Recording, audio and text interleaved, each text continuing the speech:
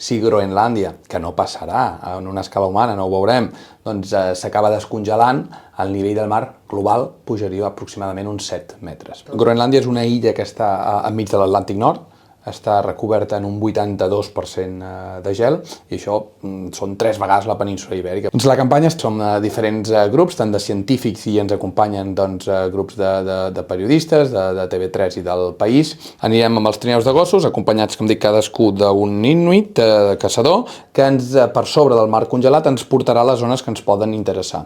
Per tal d'anar a buscar mostres de roca, que aquestes mostres de roca seran analitzades després al laboratori i ens podran dir on estava la glacera fa 200, 300, 500 o 10.000 anys. Llavors, nosaltres anem a Groenlàndia justament en els sectors que estan lliures de gel per veure com aquest gel que hi ha a l'interior del continent ha anat retrocedint al llarg dels darrers mil·lennis.